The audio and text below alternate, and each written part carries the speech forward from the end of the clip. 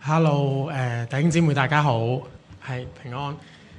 咁我諗好有趣啦，即係今次咧邀請我翻嚟去同大家分享啦。咁我介紹下我自己先。咁我叫 Charles 啦，咁我叫張樂勤。咁咧呢度咧見到咧個名咧叫斜槓傳道啦，好特別。我相信應該好少時間咧可能會用咁樣嘅 title 嘅。咁我介紹我自己我嘅 background 啦。咁我自己咧呢刻咧係一個家庭教會嘅傳道人啦，但同時間咧我亦都有幾個身份嘅，所以就好似 slasher 咁樣啦。我同時間咧係一個心理輔導員啦，同埋咧我係一個心理健康社企嘅共同創辦人嚟嘅，所以咧我就有幾個身份咧同時間 run 緊，咁所以咧就係一個斜槓傳道嘅身份啦。咁好開心啦！今日即係 Kathy 宣教師即係邀請我，上次聽咗我嘅見證分享，好希望可以同大家分享多啲啦。咁所以我哋一齊去聆聽神嘅話啦，去睇下神今日有啲乜嘢説話係好想去鼓勵我哋嘅。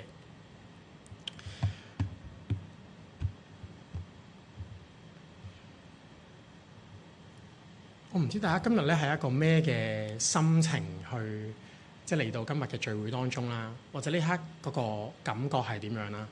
我自己咧其實係有少少忙亂嘅，即係啱啱我喺觀塘行過嚟嗰陣咧，就出錯地鐵站啦，喺觀塘地鐵站行咗好遠啦。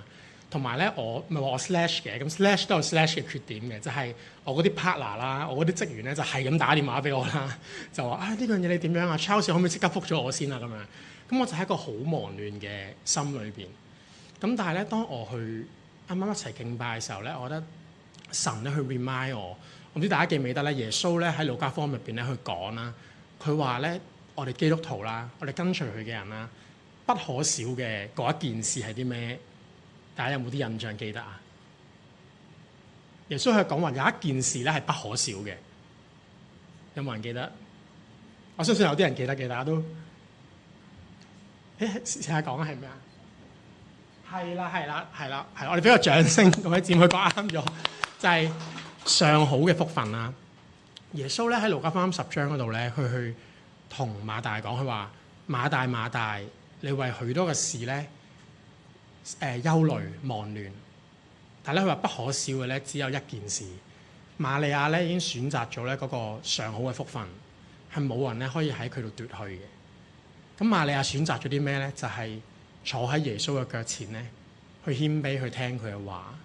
所以咧，我今日去講道之前咧，我諗起呢段經文咧，去鼓勵我哋每一個，唔係去聽Charles 講嘅話，而係咧其實咧，even 我喺度分享緊聖經嘅時候咧，大家去專注我哋一齊去聽嘅時候咧，其實我哋係營造緊一個空間咧，好希望呢個空間咧係神會親自對我哋講説話，神藉住今日嘅話語啦，藉住我嘅預備啦，去對我哋嘅心去講説話。所以我都唔單止係講嗰個，我喺度講嗰陣咧，我都可以對翻住我自己生命去講咧，我都去領受今日神我想對我哋生命講嘅説話。咁咧我知道咧，而家教會咧講到嘅主題係約拿書啦。咁其實整個約拿書咧，其實係一個救贖嘅計劃嚟嘅。大家知唔知成個約拿書咧，其實神咧去 call 約拿咧，係好想去救贖邊一群人啊？係啦，尼尼微城嘅人啦，尼尼微人啦。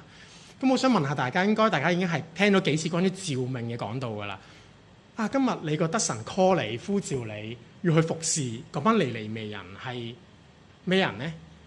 會唔會係你職場上面嘅同事？會唔會係你未信主嘅屋企人？定係 even 其實可能要你去服侍咧，係喺翻呢個教會裏邊咧已經信咗耶穌嘅人，可能係一啲咧好耐冇翻嘅弟兄姊妹，或者咧係冷淡咗，係好需要咧被大家去扶持嘅弟兄姊妹。你心裏邊諗起嗰個尼尼微城嘅群體係邊一班人咧？咁但係咧，我哋睇翻約拿書頭嗰1-2章啦，大家諗下，上主咧要去服侍到呢班尼尼微人，佢要去拯救到呢班尼尼微人咧，佢需要邊個啊？佢需要咩啊？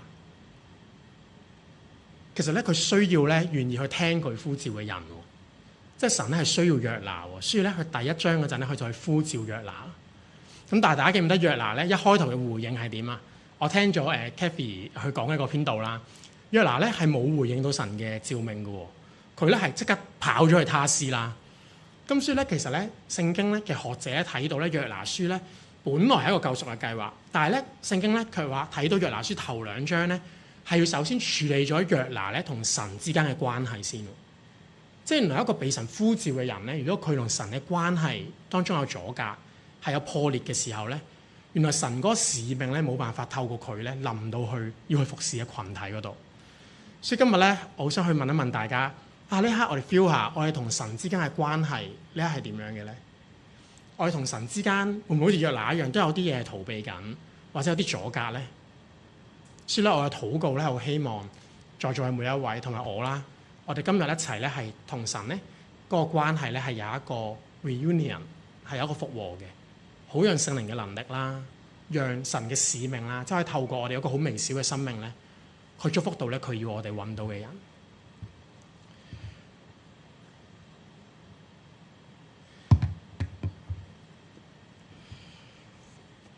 跟住咧喺約拿書第3章嘅一開頭咧，佢就講啦，佢話耶和華嘅話咧第2次臨到約拿，好特別喎。佢呢度講係第2次啦，所以其實係強調緊啲咩咧？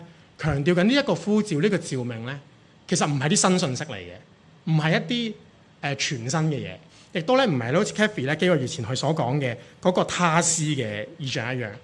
並唔係咧嗰啲好新奇有趣啦，可能我哋好想 distract 自己去一啲新鮮嘅好玩嘅地方啦，或者可以逃避咧我哋嘅煩惱、我哋壓力嘅地方啦。其實並唔係咁樣嘅嘢喎。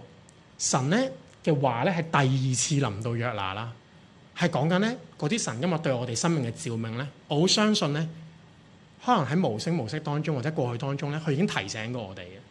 其實佢同我哋講過，係約拿咧正正就係佢失敗過。佢唔回應神曾經失敗過咧嘅嗰個地方，但係今日上主咧係再一次嚟到約拿嘅生命裏邊咧，佢對住我哋裏邊好冇信心、好挫敗嗰個位置咧，佢再一次呼召我哋，佢要我哋回應呢一個嘅召命。大家知唔知約拿咧嘅名字咧，其實嗰個原文咧係咩意思啊？好有趣啦！我都係今次預備咧，我先知多啲嘅。原來佢嗰個名咧，佢嘅意思咧係一隻鴿子，即係一隻 dove 啦。咁咧諗起鴿子，我就諗起啊新約講鴿子咧係好溫柔噶嘛，好似順良如鴿子，聖靈都好似鴿子一樣咧，係跟隨住上主嘅帶領。咁但係約拿呢隻鴿子咧，一開頭咧佢係神嘅聲音 call 嘅時候咧，佢就行相反嘅方向喎，完全咧係包拗頸啦。去到第3章咧，今日我哋講呢個 topic 咧，先見到約拿咧佢開始轉向，佢開始聆聽神嘅聲音。所以咧好希望咧禱告咧係我哋嘅心咧。當聽到神嘅聲音嘅時候咧，我哋都有一個溫柔嘅心咧，係願意去回應嘅，願意咧去被神咧去引導嘅。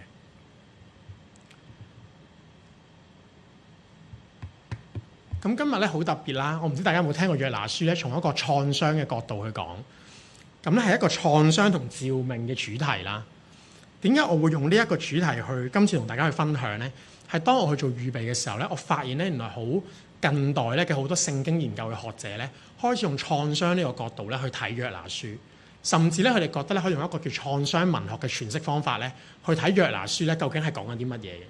咁究竟乜嘢係創傷嘅文學詮釋咧？其實唔係啲好複雜嘅嘢，其實就係講緊咧約拿書咧當時候咧成書嘅時間咧，好大機會咧其實已經係以色列亡國嘅時候，即係以色列呢個國家咧已經係傾覆咗噶啦，而當時候咧。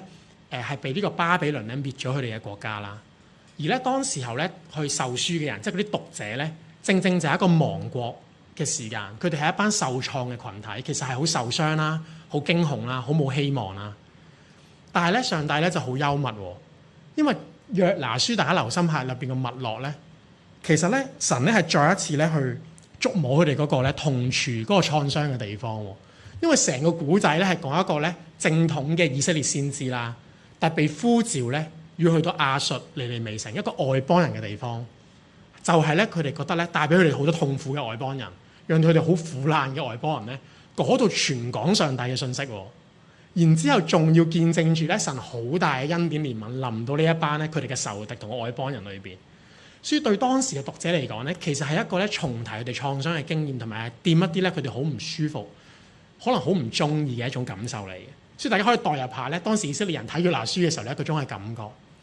並且我哋可以代入下約拿呢一個先知。當時咧 even 係我哋跟住咧約拿書嗰個敘事咧，約拿身處嗰個時代咧，以色列係未亡國嘅，佢哋將會被亞述亡國啦。但係當時候以色列咧已經係好憎咧亞述嘅國家㗎啦，佢哋已經係世仇嚟㗎啦。所以對於約拿嚟講咧，神呢個召命咧一啲都唔愉快嘅，正正咧就係要去面對一啲佢唔中意、唔舒服、佢唔想去嘅地方，係咧佢哋嘅仇敵嚟嘅，係以色列嘅仇敵嚟嘅。所以咧學者咧都去講話咧，第一章咧約拿咧嗰個反應，記唔記得佢一聽到神嘅聲音咧，佢嘅反應係點啊？佢係立刻咧就即刻起來咧就逃跑咧去咗他施嘅。咁咧其實係一個好經典咧，喺心理學嚟講咧都係一個創傷嘅反應，好似一個創傷嘅反應咁 trauma response。就係你當有人提及一啲你好厭惡、你受過傷嘅地方，其實第一個反應咧，我哋會即刻好想逃跑嘅。嗰個名咧提到咧，即刻唔想睇，我哋成個人會好焦慮嘅。正正咧就見到咧約拿咧，好似一個受傷嘅人。當時候咧睇呢個書信嘅、睇呢卷書嘅嗰啲百姓咧，都係一班好似受傷嘅人咧。佢哋去逃跑，咁所以第三章咧，其實係一個好轉折嘅一步，因為大家都知道啦，第三章咧，正正咧就係約拿咧開始咧去回應咧神嘅召命，所以第三章咧其實咧就係約拿啦，一個受傷，一個代表咗一個受創傷嘅群體啦，再一次自願咧去走入去嗰個創傷裏邊。自願咧，再一次去直視咧一啲嘅痛苦，而咧，所以咧呢一個嘅旅程咧係一個召命嘅旅程啦。但同時間咧，都係一個咧上帝咧要去醫治咧佢嘅百姓，醫治約拿嘅旅程。所以我再講一次，呢個咧係一個召命嘅旅程，但同時間咧都係一個療愈嘅旅程，一個醫治嘅旅程。神咧。唔單止咧要去醫治咧尼尼微城嘅百姓啦，佢更加咧想去醫治咧你同埋我，去醫治約拿。我哋以為咧神呼召約拿咧去完成一個工作，但其實約拿咧喺回應神嘅召命嘅當中咧，神咧都係關心約拿呢個人，同埋咧好想去醫治佢。今日咧我哋唔會分享太多第四章，我相信之後嘅講完咧會去講下啦。我哋睇到第三章。約拿完成任務之後咧，第四章其實係一個好親密佢同神之間嘅對話。神咧仍然去 care 佢個心究竟係點樣，佢同神之間嘅關係係點樣。所以原來當我哋去回應一個神召命嘅旅程咧，同時係一個醫治嘅旅程。同埋咧，我好中意咧東方古教會咧去講得救同埋講成聖嘅呢個過程啦。好多時候咧，我哋會講咧成聖咧就係我哋得救啦，然之後咧就開始返教會去成聖啦。但係當東方嘅古教會，佢用另一種神學嘅角度咧去詮釋嘅，佢哋覺得咧罪咧其實係一種創傷嚟嘅，係一種傷害咗咧呢個世界，傷害咗人與人之間嘅關係，傷害咗家庭，傷害咗我哋嘅生命。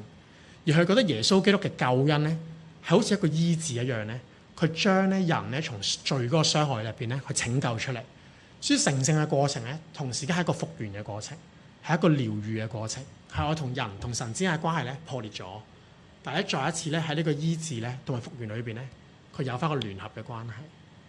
係因為罪嘅緣故咧，人與人之間、社會之間大家嘅關係咧破裂咗，罪就好似分離一樣。但係耶穌基督嘅救恩咧，係帶嚟一個醫治喺我哋嘅教會，帶嚟一個醫治喺我哋嘅城市咧，係叫我哋嘅關係咧有一個復和、復原啦。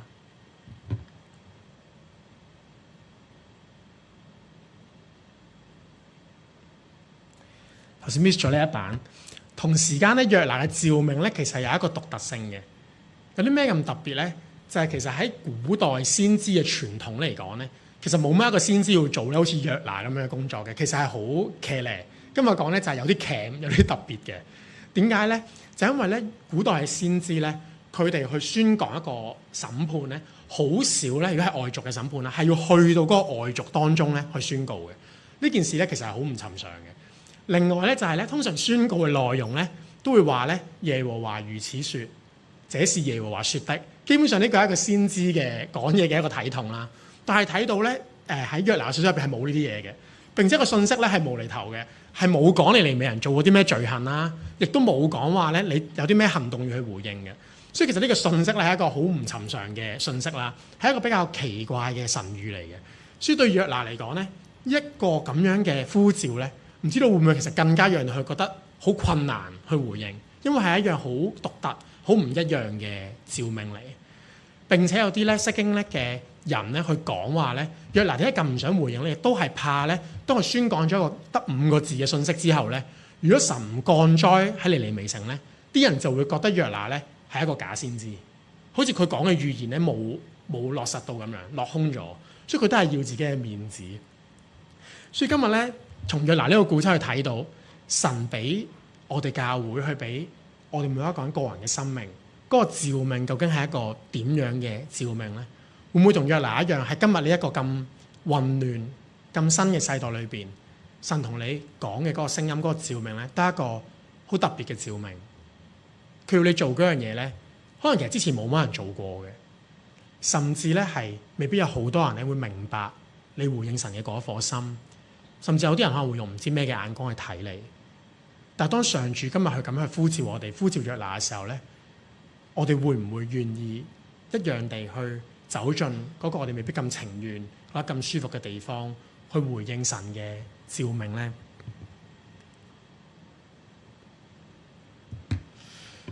之後咧，約拿咧，佢當進入咗呢個城裏邊，佢回應神嘅召命嘅時候咧，我哋睇到好特別、好有趣喎。呢度講尼尼微城咧係一個極大嘅城啦，即係一個好大好大嘅地方。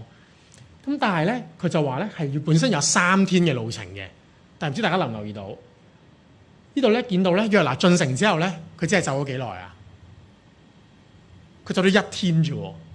咁咧主流有2種講法嘅，一種講法咧就話咧係約拿要去尼尼微城咧係要行3日嘅，佢結果咧唔知有1日就行咗3日嘅旅程啦。亦都有一個講法咧，即係尼尼微城好大，我比較覺得呢個講法咧係可信啲嘅。本身咧係要行3日咁耐嘅，所以咧就話要全港3日啦。本來以為，點知約拿咧用咗1日嘅時間宣講咧，成個任務已經完成咗啦。咁所以呢度咧其實好戲劇化嘅，就係咧當呢一個睇落去好唔討好，佢唔想回應嘅召命啦，但係當嘗試去回應、順服去做嘅時候咧，係好快、好容易咧，係有神嘅恩典咧，好奇妙地咧，任務就完成咗咯喎，就完成咗呢個任務咯喎。並且約拿嘅信息係啲咩咧？佢就話：再過40天，尼尼微要傾覆了。喺舊約聖經希伯來話嘅咧，其實呢個神語咧，只係得5個字啦。所以佢嘅信息咧，只係講5個字，就係不斷同全城講呢5個字啦。而40天咧，大家睇聖經都知道，其實往往咧係講緊一個試驗啦，一個試煉嘅時間，係容許咧佢哋去回應。所以咧佢就講咗呢5個信息，呢5個字嘅信息。然之後你見到咧尼尼微人嘅回應係點樣啦？係好超自然嘅喎，好 supernatural 嘅喎，就竟然一個咁樣嘅信息咧，就打動咗佢哋啦。佢全城就回轉喎。然之後你睇到咧回轉嘅第一步係啲咩咧？原來咧唔係要做好多嘢。當我哋講話我哋回轉嘅時候，呢度咧依塊喺舊約聖經咧都講話咧尼尼微人咧係信服神喎。而嗰個字咧其實個意思咧好 simple 嘅咋，其實就係解 belief， 就係解相信。所以今日咧，當神嘅話語臨到我哋嘅群體，臨到你生命嘅時候咧，其實神咧知道我哋咧係有幾唔 ready 嘅，或者佢知道我哋係好多甩咳、好多軟弱嘅。但佢要我哋嘅咧，其實唔係我哋做到好完美，或者好似約拿咁樣咧。even 我相信佢講呢個信息嗰陣，佢心情都唔太好嘅。如果唔係就唔會有第4章出現啦。但係神好多時候想要咧，其實只有一個好簡單嘅信服，而當中就係你相唔相信佢嘅話語，係相唔相信佢嘅話語。當你記得神曾經點樣 call 過你要去回應佢嘅，當今日可能藉住 Charles 嘅分享，讓你諗起有啲嘢神係鼓勵緊你去回應嘅，你相唔相信神嗰個微小嘅聲音，去相信神嘅話語？原來呢一個咧就係神間嘅回轉咯。然之後見到尼尼微人咧就去禁食啦，去穿上麻衣。之後嗰一節經文咧好有趣嘅，佢就話：這消息傳到尼尼微王那裏，他就從寶座起來，脫下朝服，披上麻布，坐在灰中啦。呢度我哋睇咧，其實有一個平衡咁樣嘅對比嘅。我哋見到呢個王咧，佢係從寶座起來啦，然之後咧佢係坐咗喺個灰裏面嘅，並且咧佢呢個回轉咧係脫下咗佢嘅朝服啦，然之後咧佢係穿上咗咧呢個嘅麻布嘅。呢度咧係預表緊呢個咩嘅意思咧？其實就係講緊咧，當回轉嘅時候咧，嗰啲人嘅生命咧係從嗰個自我中心啦，佢從佢自己嘅生命裏邊、自我中心裏邊去出嚟，然之後願意謙卑咧喺神嘅面前，因為嗰個灰咧係預表緊係講緊一種謙卑，同時間咧其實係有一種死亡係 death 咁樣嘅意思。所以當我預備到呢度嘅時候咧，我諗起主耶穌嘅教導同信息。主耶穌咧新約裏邊咧好強調一個信息，佢就係話咧，凡自願降卑嘅就必升為高，自己咧願意去卑微嘅，反而咧更加稱佢咧為義。並且耶穌嘅召命係 call 我哋每一個基督徒，記唔記得佢點樣呼召每一位跟從佢嘅門徒？佢話：若有人要跟從我，就當捨己，背起自己的十字架來跟從我。捨己就係講緊放低我哋自己嘅生命，放低我哋自己定義我哋自己係邊個，我哋嘅自我中心，我哋嘅意思，我哋願意受苦，甚至咧好似向自己死一樣咧，咁樣跟從耶穌。所以尼尼微王呢一個嘅例子咧，就睇到俾佢睇到回轉係點樣。並且第二個 step， 我哋見到尼尼微王點樣回轉咧？一路講話佢脫下咗佢嘅朝服，披上麻布。麻布咧係同時間講緊謙卑嘅意思啦，但好特別就係有個意思咧，都係解咧哀傷嘅，係講緊一種 grief。哀傷啲咩咧？其實就係為住自己生命嘅罪咧去哀傷，佢為住自己嘅家庭、自己嘅群體、自己嘅城市嘅罪得罪神嘅地方咧去哀傷。頭先我哋講到咧。罪咧好似一個創傷一樣傷害我哋嘅生命。今日咧，當我哋去默想我哋生命嘅罪嘅時候，甚至我哋好認真睇我哋生命、睇我哋呢個城市嘅時候，你仲哀唔哀傷到咧？我哋容唔容許自己有一種哀傷嘅心情，甚至係可以為自己嘅生命、為自己嘅 struggle 嗰種軟弱去流眼淚嘅咧？我自己咧本身有一個心理輔導、心理治療嘅背景，所以可以分享多少俾大家聽。其實 grief 哀傷咧係一個好重要嘅過程。好多時候咧，大家以為唔好咁負面啦，唔好唔開心啦。但係大家知唔知咧？其實好多嘅心理困擾，甚至抑鬱症咧，其實唔係因為佢喊唔到，唔係因為佢喊得多，唔係因為佢成日唔開心啊。其實抑鬱症特別講 depression 咧，其實往往係佢哋 grief 唔到啊。佢哋一啲要去傷心嘅，要去哀悼嘅過程咧，佢冇經歷到，所以其實佢唔係成日喊，佢係成個人死氣沉沉，冇晒感覺。望咩都冇反應。今日教會會唔會都係一個咁樣嘅狀態裏邊？好似啟示錄裏邊所講，一個不冷不熱嘅狀態咧。我哋見到罪嘅時候，我哋聽到一啲唔好嘅信息嘅時候，我哋心裏邊仲容唔容許自己有感覺咧？定係呢幾年香港變化好多，我哋嘅城市變化好多，我哋已經見慣啦，我哋唔想我哋嘅心再有反應啦。但係咧，其實一個祈禱嘅人，一個同神同心嘅人。往往咧嗰個真正嘅悔改、真正嘅回轉咧，係有一個 grief 嘅過程，一個真正嘅醫治咧，都有一個哀傷嘅過程。所以我想鼓勵咧，我哋每一位，依份我自己咧，係我哋一個謙卑嘅心，好似尼尼微王一樣，去自我謙卑，並且去省察我哋嘅生命，為住咧嗰啲痛苦嘅，我哋受傷嘅，我哋見到神嘅拯救，我哋未見到完全彰顯喺我哋嘅城市、喺我哋生命嘅地方咧，我哋可以容許我哋去 grief。我容許我哋去哀傷，就好似耶穌話：哀傷嘅人有福了，因為咩啊？佢話因為哀傷嘅人咧，必得安慰。唯有哀傷嘅人先真正得到安慰。但係如果我哋唔容許我哋有哀傷嘅過程咧，嗰個真正從神而嚟嘅安慰，好難臨到去我哋嘅心靈裏邊。最後咧，我想用一個經文，一個好有趣，成篇睇晒之後嘅結構俾大家睇到。其實咧係有一個回轉嘅主題嘅。我哋見到咧係約拿首先回轉，願意聽神講，去回應呼召。之後尼尼微人咧聽到呢個呼召咧，佢就回轉；聽到呢個宣告，佢就回轉。然之後聖經裏邊話上主咧都係回心轉意，改變佢嘅心意，唔降佢嘅災禍。當今日屬神嘅人、教會聽到神召命嘅人咧，願意唔係一個完美嘅 yes， 係一個軟弱嘅 yes， 對神去回應。去服侍教會，去服侍出邊失喪嘅靈魂，去行出去嘅時候，願意回轉嘅時候咧，神應許咗咧，佢係恩典嘅同在喺我哋嘅生命裏邊咧，嗰啲被服侍嘅人，嗰啲佢想揾嘅人都會去回轉，屬於耶穌嘅羊咧會翻到羊圈裏邊，並且神咧嗰個拯救嘅計劃，佢可以臨到去我哋嘅群體，我哋要服侍嘅群體當中。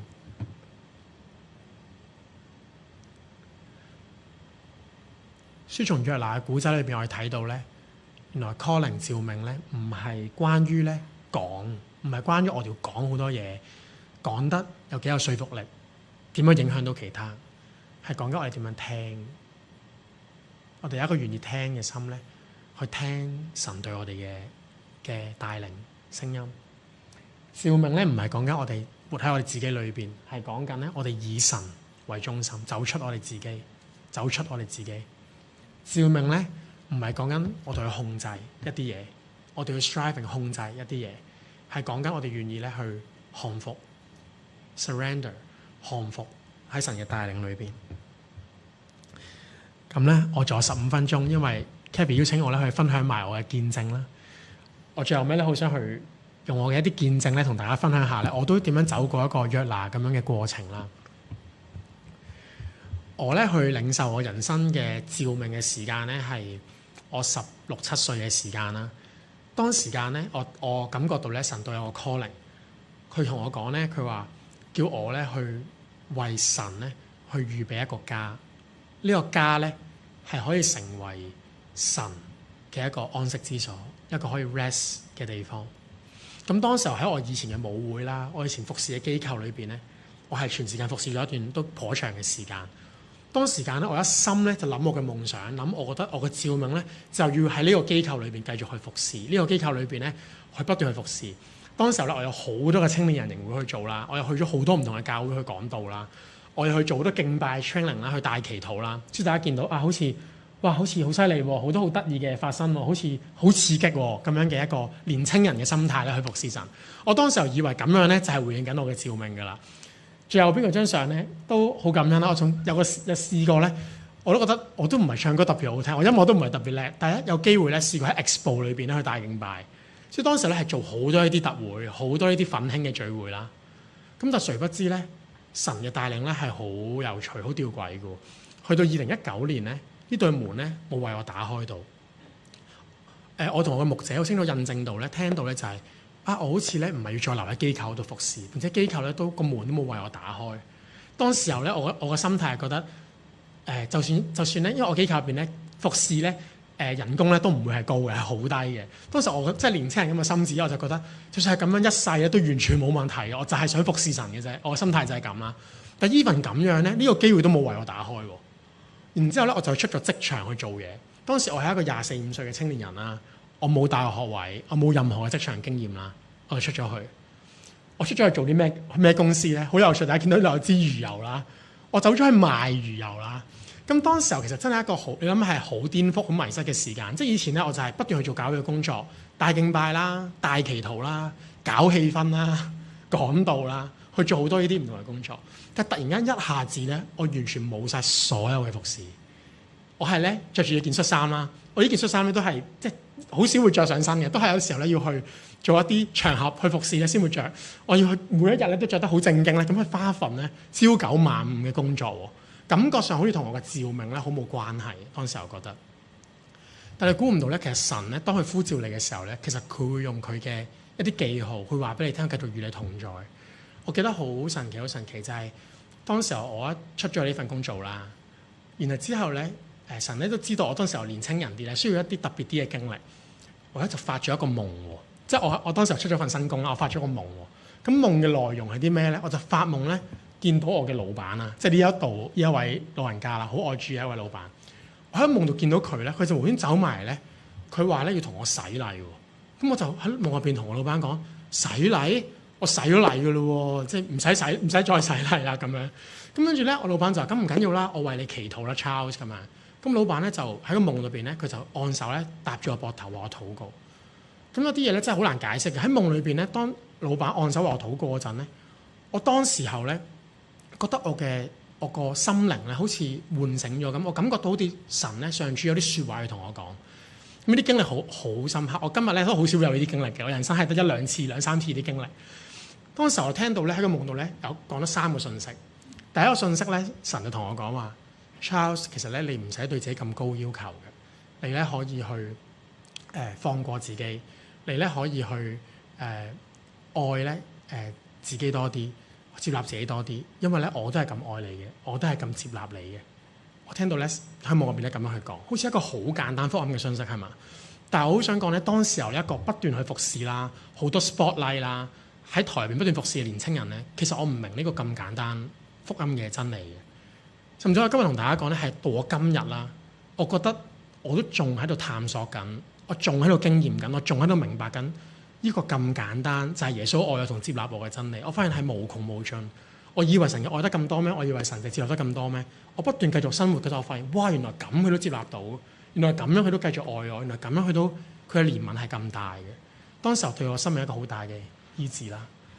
然之後第二個咧好有趣喎，喺夢度咧，老闆同我講咗個日子，就係12月21號啦。我到而家都其實我之前唔記得嘅，我係睇翻 iPhone 6我先記得嘅咁樣啦。咁我嗰陣咧仲係一個好年青人嘅心態啊，我就喺度諗，哇係咩日子咧？係咪一啲好特別嘅日子咧？係咪國際要發生啲咩事咧？等我記住佢先，咁我寫低咗嘅。跟住第三個就好特別嘅，即係夢入邊咧，我老闆送咗份禮物俾我喎，我就見到咧佢送咧就係呢支咁樣嘅佢公司嘅產品俾我啦。但喺個夢裏邊咧，唔知點解叫做驅風油啦，但其實佢係魚油嚟嘅。喺個夢度我收咗呢支驅風油咧，我就唔知喺夢度我就笑得好開心，好喜樂。咁個夢就完咗啦。咁我就以為係咪有啲好宏大、好偉大嘅信息，神要同我講咧，或者會點樣做咧？咁但係你估下發生咩事咧？好簡單啦，第一個信息就係神好想去鼓勵我啦，我相信同我講佢嘅愛啦。點知咧去到10月21號啦，我先發現咧，原來係我公司咧聖誕聯歡會嗰個日子喎。但我發呢個夢嗰陣咧，我係唔知道係咁樣，而喺個夢裏邊咧係有聖誕樹同埋聖誕嘅裝飾嘅，咁所以我覺得已經係好神奇啦。10月1號竟然係真係一個我公司嘅聯歡會，跟住咧我冇同我老闆講過任何嘅嘢啦。喺個夢度咧，喺夢喺現實度咧，老闆真係送咗呢支魚油俾我，同我夢入邊一模一樣喎。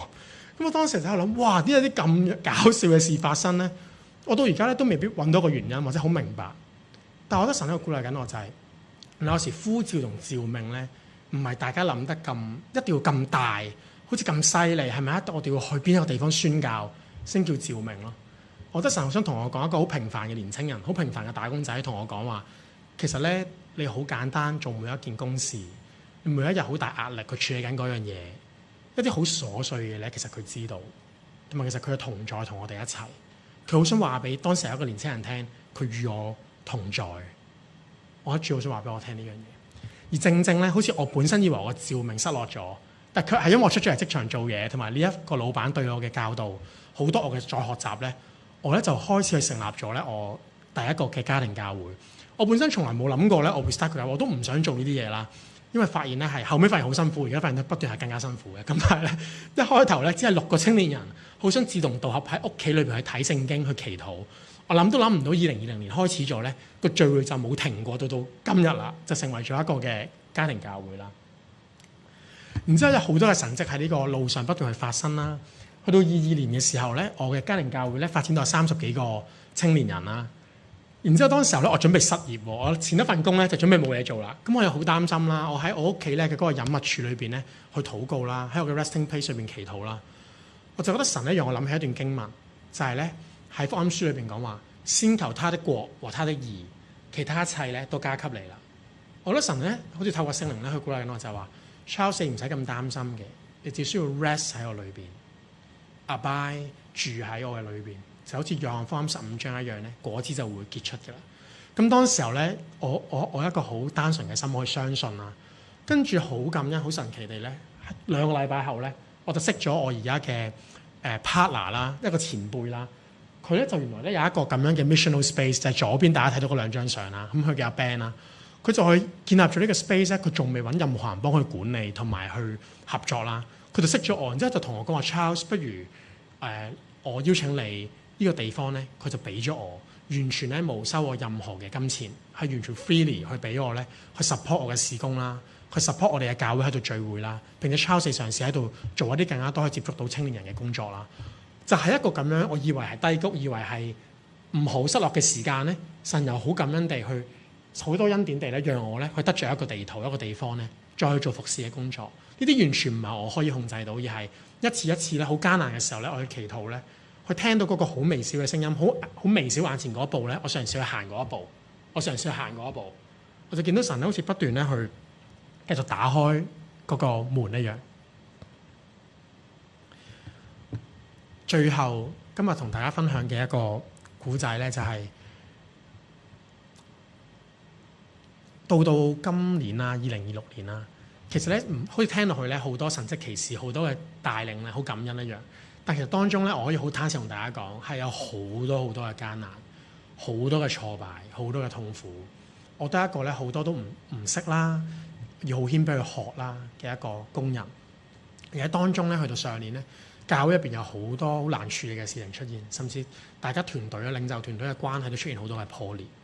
當時候咧，其實我係曾經經歷咗年幾咧，我好大嘅低谷啦。去到上年咧，我真係好真實地去，我30歲啦，上年我特登去咗羅馬，我飛咗去羅馬咧，做咗一個星期嘅退休啦。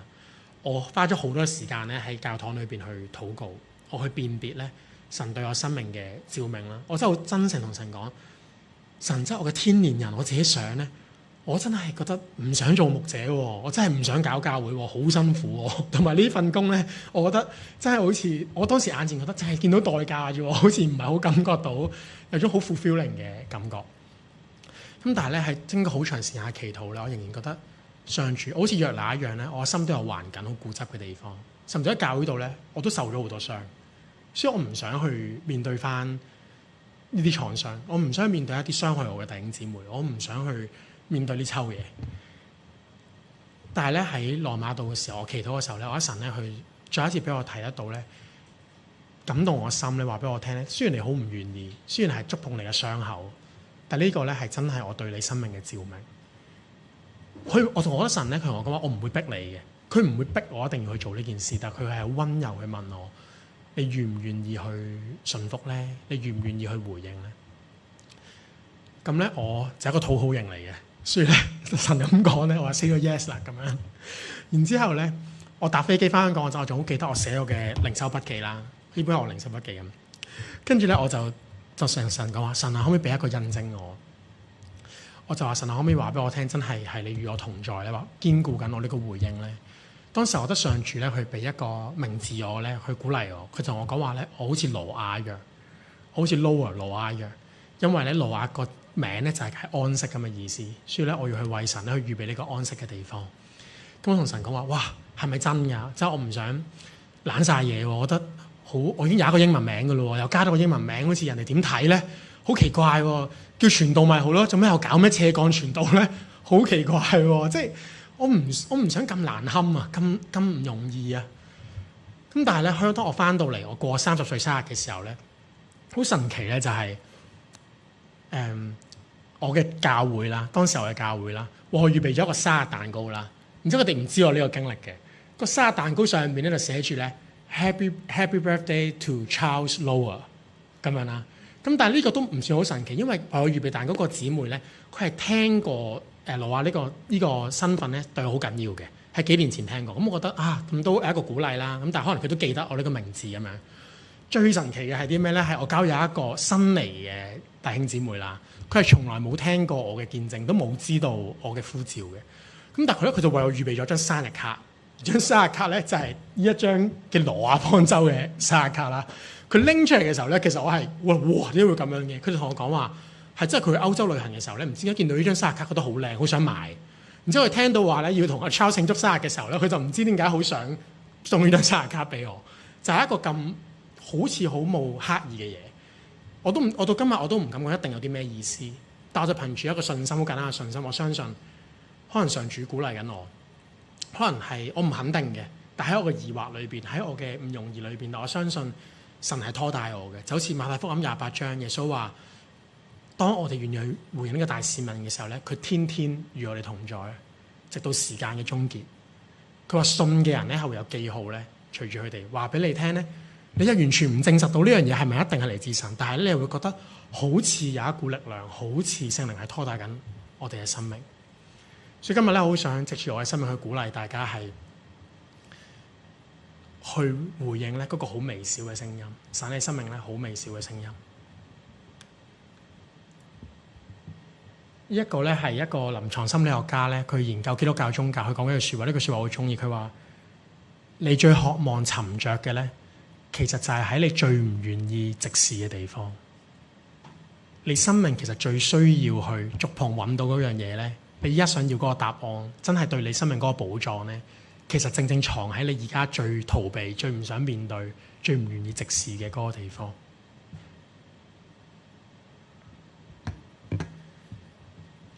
喺我哋陣間咧會有一個回應詩嘅時間啦。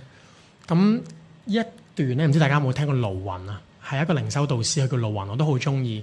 佢講 wounded healer 受傷嘅療癒者、負傷嘅療癒者嘅一段佢寫嘅靈修嘅文章啦。我讀俾大家聽。佢話冇任何人咧係可以逃避咧被傷害嘅。我哋每一位咧都係有傷口嘅人，無論咧係喺身體上邊啦、情感上邊啦、精神上邊啦，定係靈性上邊。所以咧嗰個重要嘅問題咧並唔係我哋點樣先可以收埋我哋嘅傷口，讓到咧我哋唔會咁尷尬，唔會咁羞恥。緊要嘅咧其實係我哋點樣可以將我哋嘅傷痕、我哋嘅傷口咧成為咧服侍其他人嘅一個源頭。當我哋嘅傷口停止唔再成為一個羞恥嘅時候咧，佢可以成為一個咧醫治同療癒嘅源頭。我哋咧就成為咧嗰個負傷嘅療癒者。我好中意嘅一位負傷嘅療癒者咧，就係耶穌基督啦。大家有冇諗過，其實耶穌佢成就佢嘅召命，佢回應天父嘅旨意咧，係藉住佢嘅傷痕去成就。正正就喺佢嘅創傷嘅地方，喺佢受創傷嘅地方咧，就係耶穌被呼召要去嘅地方。而喺嗰個創傷嘅源頭咧，當交俾神嘅時候咧，佢唔再係一個羞恥嘅記號，可以成為一個神榮耀嘅記號，可以成為咧神流出佢嘅生命、佢嘅救贖一個榮耀嘅記號，去幫助其他嘅人。所以咧，我今日嘅講道咧就去到呢一度。一陣間回應詩嘅時間咧，好想大家我哋有一個空間去祈禱啊，心裏邊。唔係去對我去回應，亦都唔係對教會或者對邊一個程序去回應，而有一個時間咧，我哋心裏邊一度敬拜嘅時候咧，真係同上主去講説話。當今日上主去呼召你嘅時候，你願唔願意去直視你嘅傷口咧？當今日神 call 你嘅時候咧，你願唔願意去都成為嗰個 wounded healer，好似耶穌一樣咧，去直視你嘅召命咧？